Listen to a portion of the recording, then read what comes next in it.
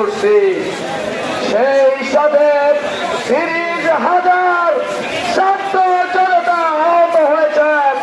আল্লাহ তাআলা তাদেরকে আসুন সুস্থতা দান করুন, বাংলাদেশের গঠনে তারা আবারও ভূমিকা পালন করুক, এতটুকু তৌফিক কামনা করছি।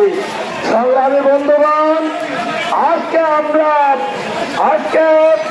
ওই জুলাই সনদ ঘোষণা হওয়ার কথা আমরা জানিয়ে দিতে